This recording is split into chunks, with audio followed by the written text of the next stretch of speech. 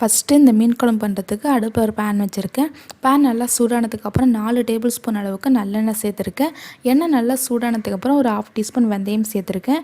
இப்போ இந்த வெந்தயம் நல்லா பொரியட்டும். வெந்தயம் நல்லா பொரிஞ்சிருச்சு. இப்போ வெங்காயம் சேர்த்துக்கலாம். வெங்காயம் பார்த்திங்கன்னா ஒரு 2 பெரிய வெங்காயத்தை கட் பண்ணி சேர்த்துருக்கேன். உங்கள்கிட்ட சின்ன வெங்காயம் இருந்துச்சுன்னா நீங்கள் சின்ன வெங்காயம் சேர்த்துக்கோங்க. என்கிட்ட சின்ன வெங்காயம் இல்லை, அதனால் நான் பெரிய வெங்காயம் சேர்த்துக்கிட்டேன். இப்போ இந்த வெங்காயத்து கூடவே ஒரு 3 பச்சை மிளகாவை கீறி சேர்த்துக்கலாம். இது கூடவே நம்ம கொஞ்சமாக கருவேப்பிலையும் சேர்த்துக்கலாம். இப்போ இந்த வெங்காயத்தை நல்லா ப்ரௌன் கலர் வர வரைக்கும் நல்லா வதக்கி விட்டுக்கலாம். வெங்காயம் சீக்கிரமாகவே வதங்கி வரதுக்கு நம்ம கொஞ்சமாக உப்பு ஆட் பண்ணிக்கலாம்.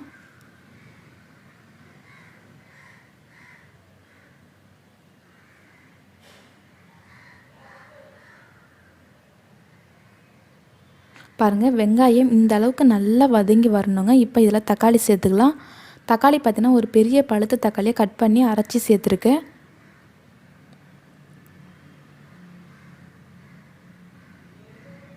இப்போ அந்த தக்காளியில் உள்ள தண்ணியெல்லாம் வற்றி 4 சைடு எண்ணெய் பிரிஞ்சு வரணுங்க. அந்த அளவுக்கு தக்காளி நல்லா வதக்கிக்கலாம்.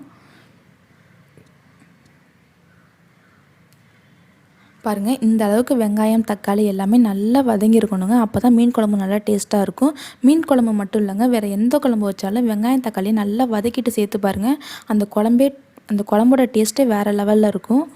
இப்போ குழம்புக்கு தேவையான அளவு தண்ணி எடுத்து அதில் ஒரு பெரிய லெமன் சைஸ் அளவு புளி எடுத்து கரைச்சி குழம்புக்கு தேவையான அளவு உப்பு சேர்த்து குழம்பு மசாலாத்தில் ஒரு 4 டீஸ்பூன் போல் சேர்த்து எல்லாத்தையும் கரைச்சி வச்சுருக்கேன். இப்போ இதில் ஆட் பண்ணியிருக்கேன். இந்த மாதிரி நம்ம கரைச்சி சேர்க்கும்போது புளிப்பு உப்பு காரம் எல்லாமே கரெக்டாக இருக்குங்க. நம்ம மசாலா தூளை வதக்கி சேர்க்கல, கரைச்சி தான் சேர்த்துருக்கோம். அதனால் குழம்பு நல்லா கொதியணுங்க. ஒரு 6லேருந்து 7 நிமிஷம் வரைக்கும் அடுப்பை மீடியம் ஃப்ளேம்லேயே வச்சு இதை நல்லா கொதிக்க விடலாம்.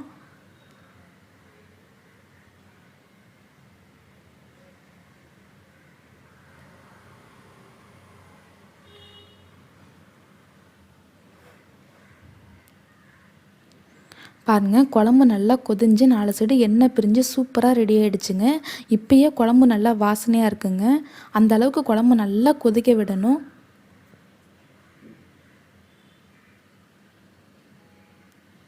இப்போ இதில் தேங்காய் பேஸ்ட்டு சேர்த்துக்கலாம். தேங்காய் பார்த்திங்கன்னா ஒரு 1/4 முடி தேங்காய் எடுத்து ஒரு 1/4 டீஸ்பூன் சோம்பு, 1/4 டீஸ்பூன் சீரகம், 1/4 டீஸ்பூன் மிளகு சேர்த்து நல்லா அரைச்சி வச்சுருக்கேன். இப்போ இதில் ஆட் பண்ணியிருக்கேன்.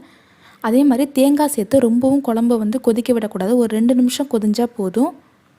அதே மாதிரி ஓப்பன் பண்ணி வச்சு தான் குழம்பை கொதிக்க விடணும். ஏன்னா தேங்காய் சேர்த்ததுனால குழம்பு பொங்க ஆரம்பிக்கும். இதில் இப்போ கருவேப்பிலை கொத்தமல்லி சேர்த்துக்கலாம். கருவேப்பிலை கொத்தமல்லி சேர்த்து ஒரு தடவை நல்லா கலந்து விட்டுக்கலாம். இப்போ குழம்பு ஒரு 2 நிமிஷம் கொதிக்கட்டும். அதுக்கப்புறம் நம்ம மீன் சேர்த்துக்கலாம்.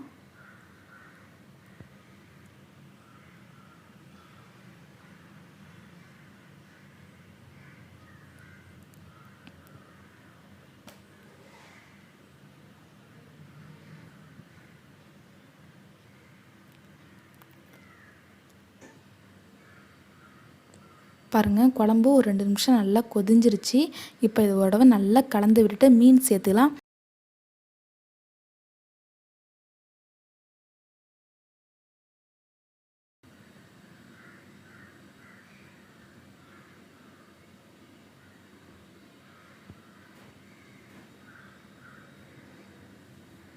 பாருங்கள், எல்லா மீனையும் சேர்த்தாச்சு. குழம்புல மீன் சேர்த்த உடனே ஒரு தடவை லைட்டாக கலந்து விட்டுட்டு அடுப்பை ஸ்லோ ஃப்ளேம்லேயே வச்சு இப்போ நல்லா கொதிக்க விட்டுறணும். ஹை ஃப்ளேமில் வைக்கக்கூடாதுங்க, மீன் உடஞ்சிரும். அடுப்பை சிம்மில் வச்சு மூடி போட்டு மூடி வச்சிடணும். அதுக்கப்புறம் நம்ம மிக்ஸ் பண்ணவே கூடாது.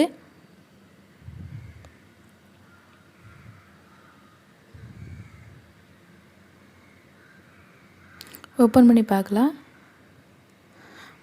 பாருங்கள், மீன் சேர்த்து குழம்பு ஒரு 3 நிமிஷம் நல்லா கொதிஞ்சிருக்குங்க. அடுப்பை சிம்மில் தான் வச்சுருந்தேன். பாருங்கள், நல்லா 4 சைடு எண்ணெய் பிரிஞ்சு மீன்லாம் உடையாமல் நல்லா சூப்பராக ரெடியாக இருக்குங்க மீன் குழம்பு. இது இட்லி, தோசை, ஒயிட் ரைஸ் எல்லாத்துக்குமே ரொம்ப ரொம்ப டேஸ்ட்டாக இருக்கும். அதே மாதிரி நீங்கள் லஞ்சுக்கு மீன் குழம்பு செய்கிறீங்கன்னா 1 மணி நேரத்துக்கு முன்னாடியே இந்த மீன் குழம்பு வச்சுருங்க. அதுக்கப்புறமா நீங்கள் சுடு சுட சாதம் வடித்து இந்த மீன் குழம்பு போட்டு நீங்கள் சாப்பிட்டு பாருங்கள், ரொம்ப ரொம்ப டேஸ்ட்டாக இருக்கும். அதே போல் இது மறுநாள் வச்சு சாப்பிட்டா இன்னும் டேஸ்ட்டாக இருக்குங்க. இதே மெத்தடில் நீங்களும் உங்கள் வீட்டில் ட்ரை பண்ணி பாருங்கள். தேங்க்யூ.